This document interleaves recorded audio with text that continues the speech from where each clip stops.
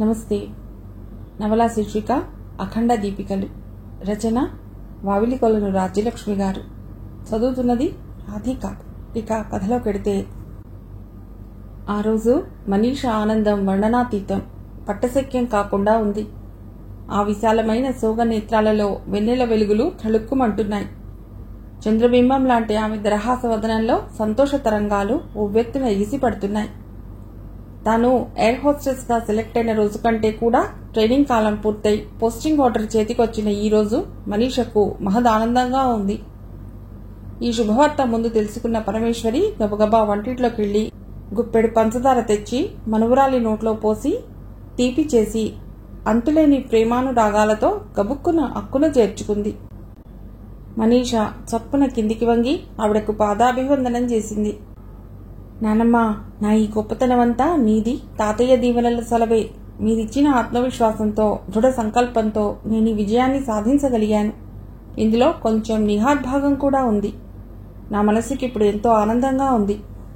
ఆకాశంలో హాయిగా విహంగంలా ఎగిరిపోతున్నంత అత్యద్భుతంగా ఉంది. ఈ సంతోషాన్ని పాలు పంచుకోవటానికి సమయానికి ఇంట్లో తాతయ్య కూడా లేడు. తాతయ్య మీ మామ ఇంటికి వెళ్ళాడు. షాపు విషయం ఏదో మాట్లాడాలని. ఈ పాటికి దారిలో వస్తూనే ఉంటాడు గాని నాతో మాత్రం ముందు ఓ ముఖ్యమైన విషయం చెప్పమలు. సంతోషం పట్టలేకపోతోంది పరమేశ్వరి. ఏటి నాని, అదేంటో త్వరగా అడుగు. నాకు తెలిసిందైతే తప్పకుండా చెప్తాను. నానమ్మ భుజాలు పట్టుకుని ఆనందాతిశయంతో ఊపుతూ ఉత్సాహంగా అంది మనవరాలు. మరే నీవిప్పుడు విమానాల్లో తిరిగే డ్యూటీలో అప్పుడప్పుడు మన ఇండియాకు కూడా వెడతావా? ఆవిడ ఆత్రంగా అడుగుతున్న ఆ ప్రశ్నలో, ఆ ముఖంలో జన్మభూమి పట్ల తనకున్న మక్కువ, ప్రేమ, దేశభక్తి స్పష్టంగా ద్యోతకం అవుతున్నాయి. Why not Nani? అప్పుడప్పుడు డ్యూటీ పరంగా తప్పకుండా ఇండియా వెళ్లవలసి వస్తుంది. హైదరాబాద్కి అయితే వెడతానో వెళ్లనో నాకైతే ప్రస్తుతం సరిగ్గా తెలియదు గాని బొంబాయి, ఢిల్లీకి మాత్రం కంపల్సరీగా వెళ్లవలసి వస్తుంది అప్పుడప్పుడు. నీకింకో విషయం కూడా చెప్పనా నాని? లండన్కి కూడా వెడతాను. అలా డ్యూటీలో వెళ్ళినప్పుడు అక్కడ మమ్మీని కలిసి మాట్లాడవచ్చు కూడాను. మనవరాలన్న ఆ మాట వినగానే ఈ మారు పరమేశ్వరి వదనం క్షణంలో వివరణమై రంగులు మారాయి. ఇందాకటి ఆవిడ ఉత్సాహం అంతా ఒక్కసారిగా నీరుగారిపోయింది. ఏ నాని, మాట్లాడవే? మా అమ్మ పేరెత్తగానే నీకు నిజంగా కోపం వచ్చింది కదూ? అబ్బే, నాకెందుకు కోపం? మీ తల్లి కూతుళ్ళకి ఒకరిని ఒకరు చూసుకోవాలని ఆ మాత్రం ప్రేమానురాగాలుండవా ఏమిటి? ఆ రక్త సంబంధం ఎక్కడికి పోతుంది? నాకు కోపం వచ్చిందని నీవలా అనుకుంటున్నావు అంతే, కప్పిపుచ్చుకోవటానికి అన్నట్లుగా అంటూ ముభావంగా వంటింట్లోకి వెళ్లి ఏదో పని కల్పించుకుని చేయసాగింది పరమేశ్వరి. నాయనమ్మ అలా ఉదాసీనంగా వెళ్లిపోయేసరికి మనీషకు కొంచెం దిగులేసింది. బాధతో బరువుగా నిట్టూర్చింది. తానలా అమ్మ సంగతి ఎత్తకుండా ఉండవలసింది నాని ముందు అనుకుంటూ నెమ్మదిగా వంటింట్లోకి వెళ్ళింది మనీష. పరమేశ్వరి అటు తిరిగి స్టవ్ ముందు నిల్చుని గోధుమ రవ్వని నెయ్యిలో దోరగా వేయిస్తోంది, సన్నని మంటపై కళాయి పెట్టి. వాహ్, కమ్మటి వాసనేదో వస్తోంది. నాకోసం ఏమైనా స్పెషల్స్ చేస్తున్నావా నానమ్మ? అంటూ నేరుగా మనీష వంటింట్లోకి వచ్చి ఆవిడ వెనకాల నిల్చుని ఆవిడ మెడ చుట్టూ తన 2 చేతుల్ని ప్రేమగా పెనవేసింది. నీకిష్టమని రవ్వ లడ్డు చేయబోతున్నాను. ఓ, థ్యాంక్ యూ నాని. థ్యాంక్స్ ఎందుకే పిచ్చి మనవరాలా? చిన్నగా నవ్వింది ఆవిడ. ఐఎమ్ సారీ నాని, అమ్మ విషయం నీ ముందని నీకు బాధ కలిగించాను గదూ? పరమేశ్వరి వైపు ఓరగా చూసింది. అదేం లేదు నిషా. ఈ ఆనంద సమయంలో మీ నాన్నే ఉండుంటే ఎంత సంతోషపడేవాడు కదా అని అనుకున్నాను.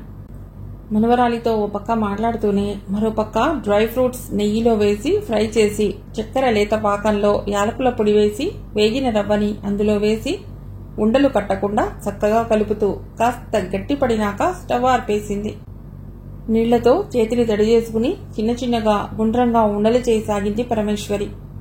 మనీషా కూడా నాయనమ్మకు సాయంగా లడ్డూలు కట్టసాగింది ప్రయత్నపూర్వకంగా. నీకు మళ్ళీ మీ నాన్నకు కూడా ఈ రవ్వ లడ్డు అంటే చాలా ఇష్టం. వాడు ఇండియాకి వచ్చినప్పుడల్లా నన్ను అడిగి నాతో చేయించుకుని తెగ తినేవాడు ఈ స్వీట్ని. అవునా? ఇంకా చెప్పు నాని, మా నాన్నకి ఏమేమి ఇష్టమో. సమయం వచ్చినప్పుడు, తీరిగ్గా ఉన్నప్పుడు తండ్రి బాల్యానికి సంబంధించిన చిన్న చిన్న విషయాలన్నింటినో మరీ అడిగి చెప్పించుకుని తృప్తిగా విని ఆనందపడుతుంది మనీష. నీ పుట్టినప్పుడు మీ నాన్న నాతో ఏమన్నాడో తెలుసా? ఏమన్నాడు నాని? త్వరగా చెప్పు. నేను మొదటి నుండి కూడా నీ కోడలి అందచందాల్ని పుడికి పుచ్చుకుని చక్కటి పాపాయి కావాలనుకున్నాను. అచ్చం నేను అనుకున్నట్లుగానే పుత్తడి బొమ్మలా ఉందమ్మా నీ మనవరాలు అని చెప్పి తెగ సంతోషపడ్డాడు వెరీ నాగన్న అంటూ బయట చెంగుతో కళ్ళద్దుకుంది పరమేశ్వరి. ఆటో నిండుగా ఓ పెద్ద సూట్ కేస్, ట్రంకు పెట్టే 2 బుట్టలు, ఓ బ్యాగ్ పట్టుకుని వాకిట్లో చెప్పా పెట్టకుండా హఠాత్తుగా దిగిన దుర్గాంబకి స్వాగతం పలకటానికి ఎవ్వరూ ఎదురు రాలేదు. ముందు గదిలోనే కుర్చీలో కూర్చుని టీవీలో క్రికెట్ మ్యాచ్ చూస్తున్న భాస్కర్ కిటికీలో నుంచి చూసి ఓ క్షణం విస్తుబోతూ గబగబా లోపలికెళ్లాడు. వంటింట్లో ఏదో పనిచేస్తున్న భార్య దగ్గరికి వెళ్లి, ప్రేమి, ఊరు నుండి మీ అమ్మ వచ్చింది, కాస్త వెళ్లి ఆటోలో నుండి ఆ సామాన్లు దించడానికి సాయం చెయ్యి, వెళ్ళు త్వరగా అన్నాడు. భర్త మాటలకు ఆశ్చర్యపడిపోతూ అయోమయంగా చూస్తూ యువతలకొచ్చింది ప్రేమిక. నిజంగానే అమ్మ వచ్చింది. మీటర్ మీద ఎక్కువ డబ్బులు అడుగుతున్నందుకు ఆటో అతడితో వాకిట్లోనే జగడం చేస్తుంది దుర్గాంబ పెద్ద గొంతుకతో. అయ్యో పరంధామా, ఇదెక్కడ న్యాయం నాయనా? డబ్బులు ఎక్కువ నేను ఇవ్వను. మీటర్ ఉన్నదెందుకు? ఏవేవో మాయలు చేసిన ఆ మీటర్ కూడా విష్ణు చక్రంలా గిరగిరా తిరుగుతూనే ఉంది. అలా కూడా బాగానే డబ్బు ఎక్కువ సంపాదిస్తున్నారు. ఎందుకు ఇవ్వాలి నీకు ఎక్కువ డబ్బులు? నేను చస్తే ఇవ్వను. తల్లి ఖచ్చితంగా చెప్తున్న జవాబు విని, పోనీలే అమ్మా, అతడు అడిగినట్లుగా డబ్బులు ఇచ్చేయి. వాకిట్లో నిలిచుని నీవిలా అరుస్తున్నట్లుగా మాట్లాడుతుంటే చుట్టుపక్కల ఇళ్లలోని వాళ్లకు చూసేందుకు వినోదంగా ఉంటుంది. మనకు బాగోదు. మీ అల్లుడి గారికి ఇలాంటివి నచ్చవు అని నెమ్మదిగా ఆవిడకి సర్ది చెప్పింది. దుర్గాంబ సణుక్కుంటూనే పర్సులో నుంచి డబ్బు తీసిచ్చింది. అవును, ఒక అడ్డుముక్క గాని ఫోన్ కాల్ గాని లేకుండా హఠాత్తుగా ఇలా ఊడిపడ్డావేమిటమ్మా? మరీ ఇన్ని సామాన్లు తెచ్చావు, ఏమిటి విశేషం? తల్లితో అంటూనే ఆ ఆటో అబ్బాయిని కొంచెం రిక్వెస్ట్ చేసి అతడి సాయంతో సామాన్లన్నీ ఇంట్లోకి పట్టుకొచ్చింది ప్రేమిక. పొట్టిగా లావుగా గుమ్మటంలా ఉన్న దుర్గాంబ లోపలికొస్తూ, అబ్బాయి బావున్నావా? ముఖమంతా నవ్వు పులుముకుని అల్లుడి గారిని సాదరంగా పలుకరించింది. బావున్నానత్తయ్య, మీరెలా ఉన్నారు? ఊళ్ళో రమణ, అతడి భార్య అంతా కుశలమే కదా? మీ ఆరోగ్యం ఎలా ఉంది? అందరూ బాగున్నారు. అయ్యో పరంధామా, నా ఆరోగ్యం గురించి ఏమని చెప్పను నాయనా, సరిగ్గా ఉండటం లేదు ఈ మధ్య. పట్టుమని 10 మెతుకులు కూడా తినలేకపోతున్నాను. ఒంట్లో ఒక్కటే నీరసం, కాస్త దూరం నడిస్తే ఆయాసం. ఏం మాయదారి రోగం వచ్చిందో తెలియటం లేదు. దానికి తోడు ఈ మోకాళ్ల నొప్పులు ఒకటి అని సాగదీస్తూ అడిగిందే తడవుగా వచ్చి రావటంతోనే అల్లుడి గారికి తన ఆరోగ్య పరిస్థితినంతా ఏకరువు పెట్టింది. మీ అమ్మాయి ఇక్కడ మంచి డాక్టర్కి చూపించి మందులవి ఇప్పిస్తుందిలేండి, మీరేమంతగా దిగులు పడకండి, మీ ఆరోగ్యం త్వరగానే బాగైపోతుందిలేండి అన్నాడు భాస్కర్. అత్త అల్లుడికి అస్సలు పడదు. ఖాళీ డబ్బాలో రాళ్లేసి ఆడించినట్లుగా ఆవిడ కంచు కంఠంతో మెల్లగలా మాట్లాడుతుంటే చాలా చిరాగ్గా ఉంటుంది అతడికి.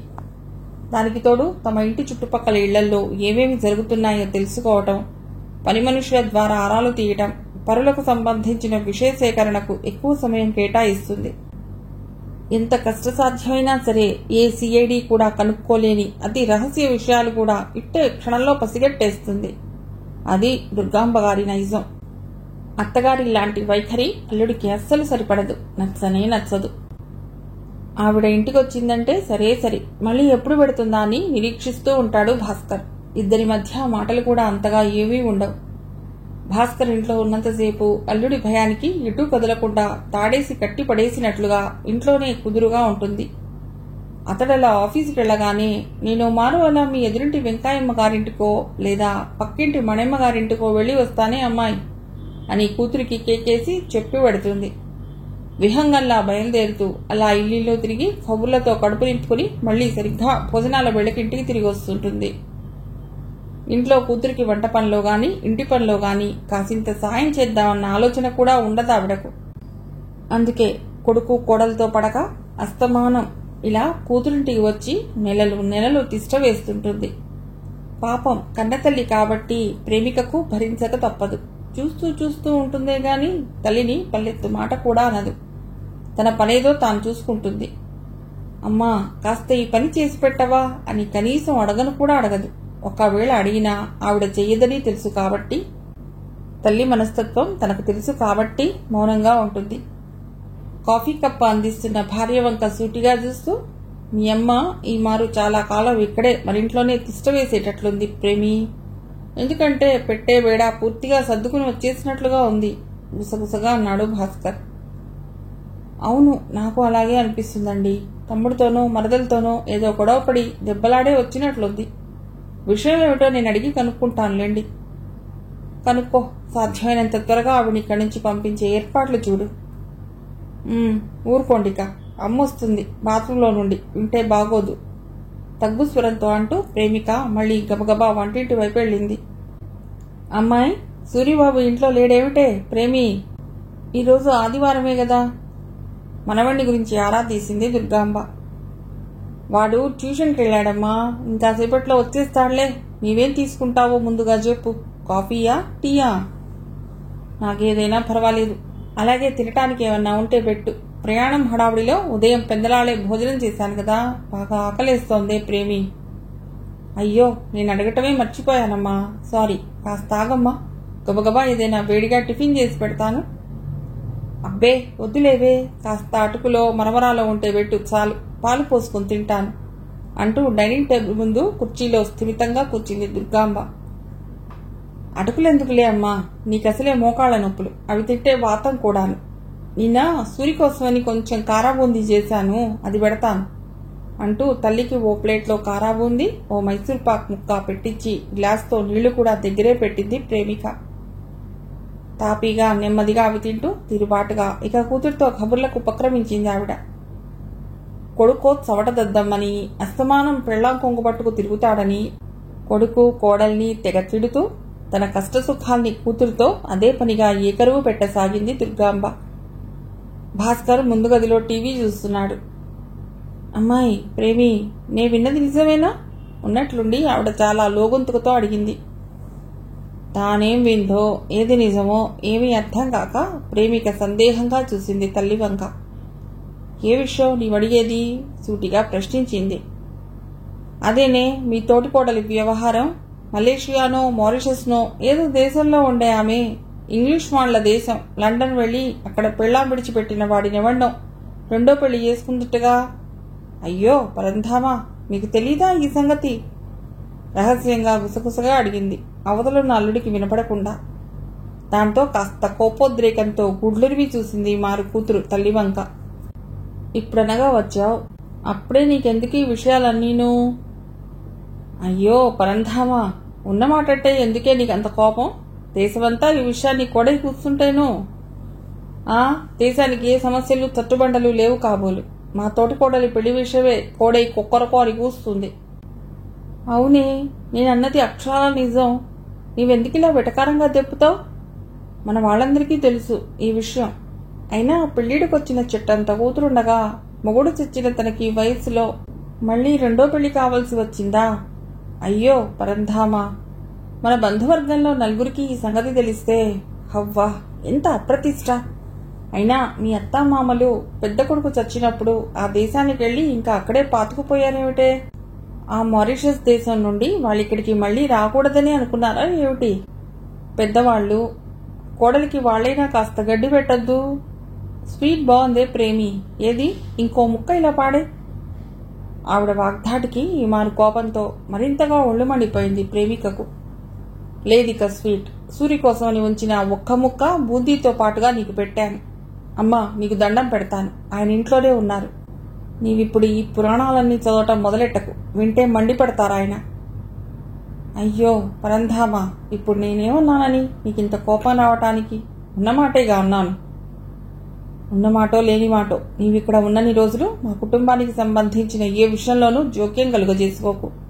ప్రతి విషయంలోనూ వేలు పెడుతూ తగుదనమ్మా అంటూ మధ్యకు రాకు. ముందుగా నీకిదే నా మొదటి హెచ్చరిక అంటూ వేడివేడిగా కాఫీ గ్లాస్ నిండా పోసి తెచ్చి తల్లి ముందుంచింది ప్రేమిక. సరేలేవే, ఉన్నమాట అంటే ఎవరికైనా ఉలికే మరి అని ఆ ప్లేట్ ఖాళీ చేసి కాఫీ గ్లాస్ని చేతిలోకి తీసుకుని ఊదుకుంటూ ఒక్క గుక్క తాగి, అబ్బో చిరుచేదు, ఇంత చొప్పగా ఎలా తాగుతారో మీరు. ఏది ఓ 2 స్పూన్ల పంచదార ఇలా వేయి అంది. ప్రేమిక ఏం మాట్లాడకుండా పంచదార డబ్బా స్పూన్ తెచ్చి తల్లి ముందెట్టి వెళ్ళిపోయింది. క్రికెట్ మ్యాచ్ అయిపోయిందిలా ఉంది, టీవీ కట్టేసి భాస్కర్ ఏదో పని మీద అలా బయటికి వెళ్లగానే ట్యూషన్కి వెళ్లిన సూరిబాబు వచ్చాడింటికి. భుజానికున్న బ్యాగ్ తీసి అల్లంత దూరంలో పడి ఇలా గిరాటేసి వంటింటి వైపు దూసుకొచ్చాడు. తండ్రి ఇంట్లో లేకపోతే సరి, వాడికి విచ్చలవిడితనం మరీ ఎక్కువ. దూకుడుగా తల్లి మీదికి విజృంభిస్తాడు. వాడి మాటలు కూడా అలాగే దూకుడుగా పదునుగా ఉంటాయి. ఎవరో నేర్పి పెట్టినట్లుగా మాట్లాడతాడు. పెద్దవాళ్ళని కూడా లెక్క చేయడు. ఒక్కొక్కసారి సంధించిన బాణంలా వదులుతాడు మాటల్ని.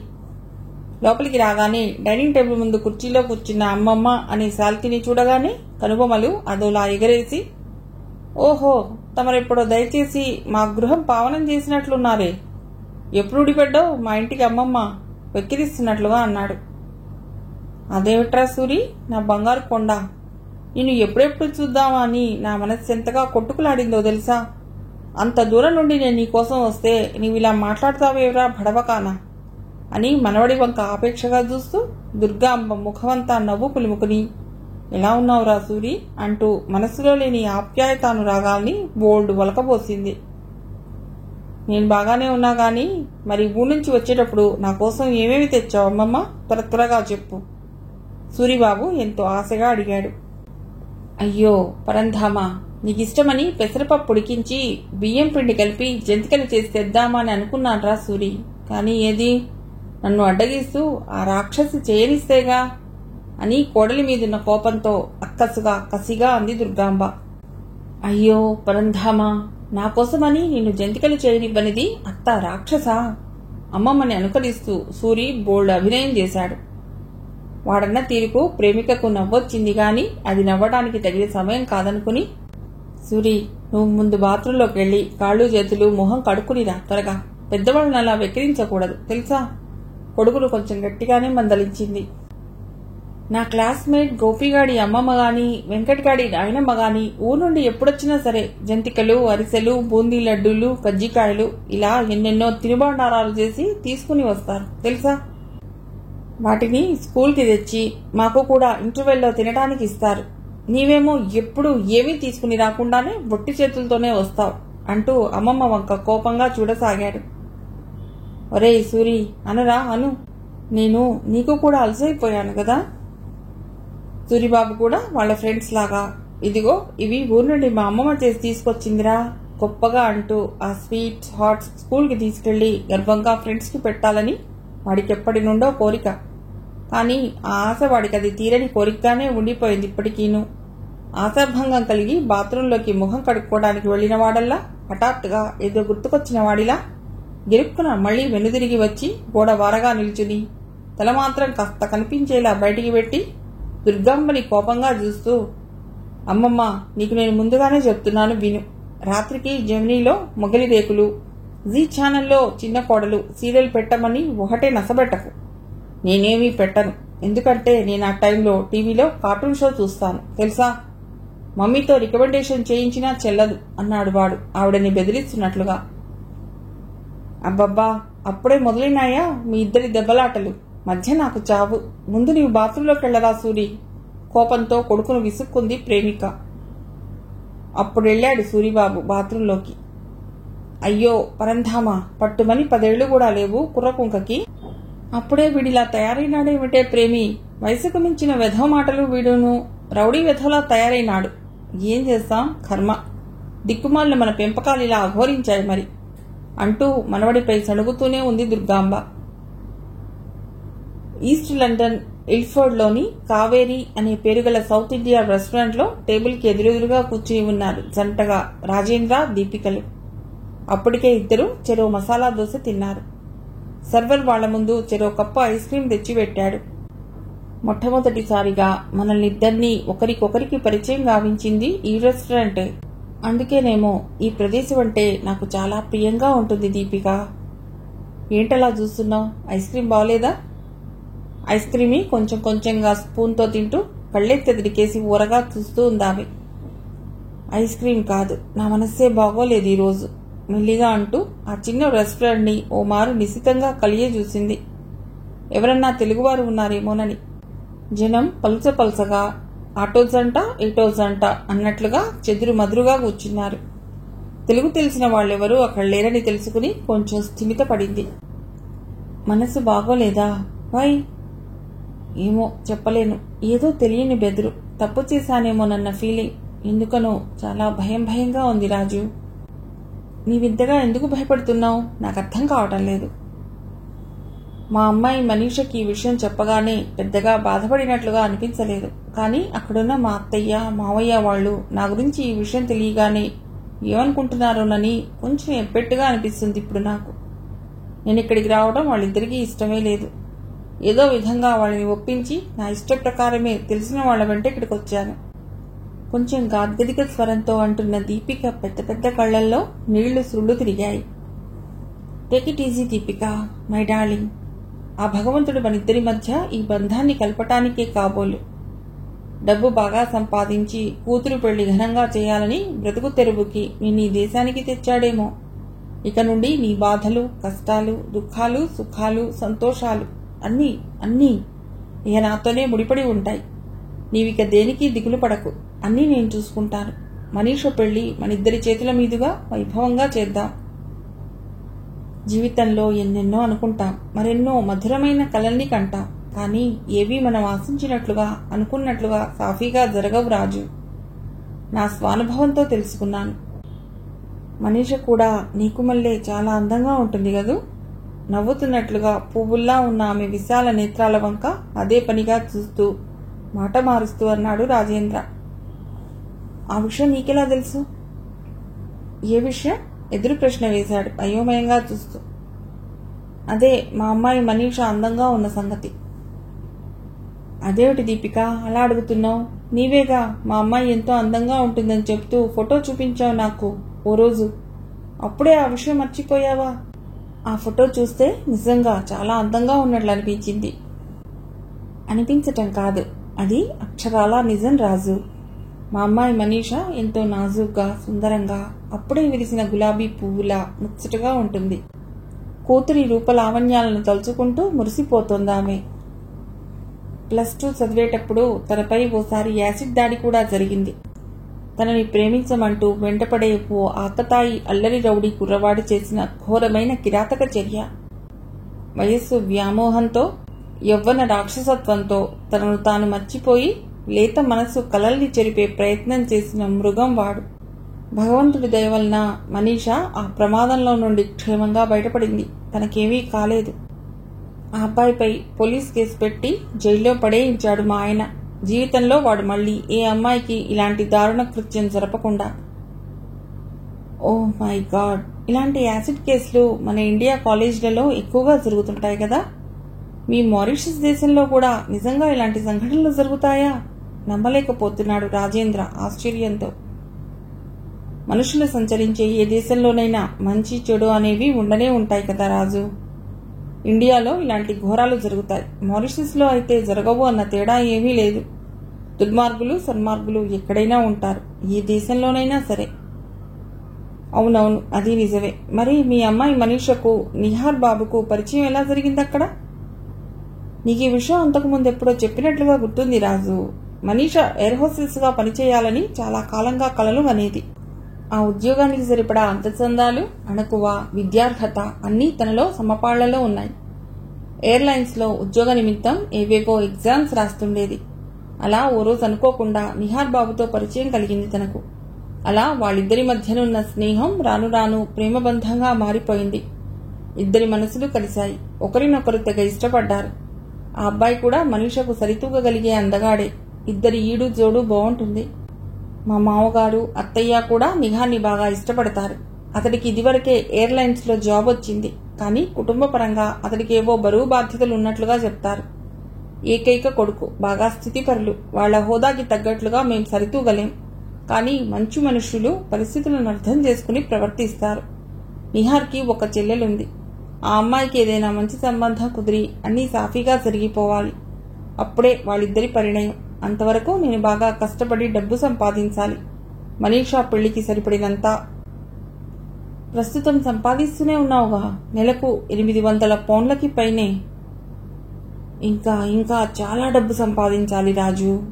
నా చిట్టి తల్లి పెళ్లి నేను అనుకున్నట్లుగా వైభవంగా, ఘనంగా చేయాలి. దీపిక కళ్లల్లో ఏదో తెలియని ఆనందం. ఆ మెరుపు చూసి మందహాస వదనంతో తలపంకించసాగాడు రాజేంద్ర. కన్న కూతురిపై తల్లిగా ఆమెకున్న మమతాభిమానాల్ని, ప్రేమానురాగాల్ని అంచనా వేయసాగాడతడు. ఈశ్వరి, పరమేశ్వరి, ప్రియసఖి, నా ప్రాణసఖి, ఓ మారిలా వస్తావా? వంటింట్లో ఏదో పనిలో ఉన్నావిడకు హుషారైన భర్త పిలుపులు వినిపిస్తూనే ఉన్నాయి. ఆనందరావుకు ఏ కాస్త సంతోషం కలిగినా భార్యనలా జోరుగా, హుషారుగా షికారు పోదామా అన్నట్లు ఆనందంగా పిలవటం ఆయనకు మొదటి నుండి పరిపాటే. పక్క గదిలో భోజనం చేసి పడుకుని ఉన్న మనీషాకి తాతయ్య పడుతున్న ఉత్సాహానికి కారణమేమిటో అంతుపట్టక చిన్నగా ముసిముసిగా నవ్వుకోసాగింది. చిన్నపిల్లవాడిలా, ఏమిటి మీ పిలుపులు? పక్క గదిలో పెళ్లిడికొచ్చిన మనువరాలు ఉందన్న జ్ఞానం కూడా లేదు. మీరు మరీ ఇలా తయారైనారేమిటి? భర్త మీద చిరుకోపంతో కాస్త రుసరుసలాడింది పరమేశ్వరి. రా రా రము సఖి, నీతో ఓ ముఖ్యమైన విషయాన్ని గురించి మాట్లాడాలి. ఈరోజు నా మనువరాలు మొదటిసారిగా విమానంలో డ్యూటీ చేయబోతోంది, ఎయిర్ హోస్టెస్గా. దాన్ని కాస్త పడుకోనివ్వండి. సాయంత్రం వేళ మనీషాని డ్యూటీకి తీసుకుపోవటానికి కారు వస్తుందిట మనింటికి. నవ్వుతూ భర్తతో ఎంతో గర్వంగా, సంతోషంగా చెబుతోంది ఆవిడ. మనీషా నీ ఒక్కదానికే మనువరాలు కాదోయ్, నాకు కూడాను తెలుసా? గంభీరంగా మీసాల్ని మెలిపెడుతూ పరమానందంతో అన్నాడాయన. తన ఉన్నతికి చిన్న పిల్లల్లా ఒకరితో ఒకరు సంబరంగా చెప్పుకుంటూ మురిసిపోతున్న వాళ్ల మాటలు వింటూ లోపలున్న మనీషా కూడా మురిసిపోసాగింది. మనీషా జీవితంలో మొట్టమొదటిసారిగా విమానంలో డ్యూటీ చేయబోతున్నందుకు తనకెంతో థ్రిల్లింగ్గా ఉంది. ఈ ఆనంద సమయంలో భాగం పంచుకోవటానికి నాన్న ఎలాగూ లేడు. తిరిగిరాని లోకాలకు వెళ్ళిపోయాడెప్పుడో. ఉన్న కన్నతల్లి తన అనురాగాన్ని, ఆప్యాయతని పంచుకోవటానికి తనకు అందుబాటులో లేనంత దూరంలో ఉంది. తాతయ్య, నాయనమ్మ, నిహార్ వీళ్ల ముగ్గురే తన జీవితానికి ఇప్పుడు ముఖ్యమైన వారు. వీరితో పాటే తన సంతోషం, ఆనందం, ప్రేమానురాగాలు అన్నీ ముడిపడి ఉన్నాయి. తాను ఈరోజు మొదటిసారిగా డ్యూటీలో దుబాయ్ వెడుతుంది. నిహార్ తనకెంతో ధైర్యం చెప్పాడు. అతడికి ఈరోజు డ్యూటీ లేకపోయినా తనకి సెండ్ ఆఫ్ ఇచ్చేందుకు ఎయిర్పోర్ట్కి కూడా వస్తానని మరీ చెప్పాడు. ఈ సంతోష సమయంలో దీపిక ఉండుంటే మనీషకు ఇంకెంత ఆనందంగా ఉండేదో. నిజంగా అలా జరుగుతుందని నేను కల్లో కూడా ఊహించలేదండి. విజిటింగ్ వీసాతో తెలిసిన వాళ్లతో కలిసి తాను లండన్ వెళ్ళటం ఏమిటి? అక్కడ ఏదైనా ఉద్యోగం సంపాదించుకుని డబ్బు కూతురి పెళ్లికి కూడబెట్టాలన్న దీపిక కోరికేమిటి? ఏమో, అంతా అయోమయంగా జరిగిపోయింది. తానక్కడికి వెళ్ళింది ఒకందుకు, కానీ జరిగింది మరొకటి. ఏదో చెప్పరాని అవాంఛిత సంఘటన జరిగే ఉంటుందండి. లేదా నా అనుమానం ప్రకారంగా ఆ రాజో రాజేంద్రో నిజంగా వాడే ముమ్మాటికి ఏదైనా మోసపూరితమైన కుట్రతో తనని లోబర్చుకుని ఉండవచ్చు. లేకపోతే ఇలా జరిగి ఉండేది కాదేమో. తప్పు చేసేటంతటి ధైర్యం, సాహసం తనలో లేవనే చెప్పాలి. దీపిక తప్పే చేసిందో ఒప్పే చేసిందో దాని గురించి మనం ఇప్పుడు ఇక్కడ మాట్లాడుకోవటం సబబుగా ఉండదు. జరిగిందేదో జరిగిపోయింది. ఇక దాని గురించి మర్చిపో. ఇప్పుడు నేనెందుకు పిలిచానంటే, ఈరోజు నిహార్ బాబు వాళ్ళింటికి వెళ్ళొచ్చాను ఈశ్వరి. వాళ్ళింటికా? ఎందుకు వెళ్ళారు? నిషా పెళ్లి విషయం ఏమన్నా వాళ్ళని కదిపారా? మరి నేను అందుకోసమేగా వెళ్ళింది. ఏమన్నారు వాళ్ళు? సంతోషంగా అడుగుతూ వచ్చి ఆవిడ భర్త పక్కగా సోఫాలో కూర్చుంది. ఏమంటారు? వాళ్ళందరికీ మన మనవరాల్ని చేసుకోవటం సమ్మతమే, కానీ ఒక ప్రాబ్లం వచ్చి పడిందోయ్. ఏమిటండి అది? కొంపదీసి దీపిక విషయంలో ఏమన్నా అభ్యంతరాలున్నాయా? కొంచెం సందేహంగా, భయంగా, కలవరపడుతూ అడిగింది. అది కాదు విషయం ఈశ్వరి. ఇంత త్వరలో కొడుక్కి పెళ్లి చేయటానికి వాళ్ళు సుముఖంగా లేరు. ఎందుకని? కంగారు పడుతూ అడిగింది పరమేశ్వరి. ముందుగా వాళ్ళ అమ్మాయి పెళ్లి అయ్యాకనే కొడుకు పెళ్లి చేస్తారట. నేనేమో మనీషా పెళ్లి చేసేస్తే మన బాధ్యత తీరిపోతుందని, మనమిద్దరమిక హాయిగా ఇండియా వెళ్ళిపోయి పల్లెలో నిశ్చింతగా కాలం గడపవచ్చునని అనుకున్నాను. కానీ ఇక్కడ చూస్తే సమయం పట్టేలా ఉంది. ఈ సంవత్సరం కాకపోతే వచ్చే ఏడాది. ఏం చేస్తాం? ఆగుదా. రోజులు ఎంతలో గడుస్తాయిలేండి. ఇన్నాళ్ళు ఉన్నాం. ఆ పెళ్లి చేసేసి వెడితే మన బరువు, బాధ్యత తీరిపోతుంది. వాళ్ళంతట వాళ్ళు చిలక గోరింకల్లా జీవిస్తారు. నిజంగా మన మనీష చాలా అదృష్టవంతురాలు ఈశ్వరి. ఎందుకంటే నిహార్ బాబు బహు మంచివాడు, అందగాడు, ఆస్తిపరుడు. నా మనస్సుకెంతో సంతృప్తిగా ఉంది. అదీగాక అతడి తల్లిదండ్రులు కూడా చాలా నెమ్మదస్తులు. వాళ్ల ఇల్లు ఎంతో పెద్ద భవంతీశ్వరి, వాళ్ల గార్డెనే మన ఇల్లంత ఉంటుంది అంటూ ఆనందరావు ఇంకా ఏమిటేమిటో చెప్తున్నాడు. మన నిషా ఇంటి కోడలైతే తన వైవాహిక జీవితం 3 పువ్వులు 6 కాయలుగా వికసిస్తుంది అంటూ ఇంకా ఏదో చెప్తున్న భర్త మాటల్ని శ్రద్ధగా వింటోందావిడ.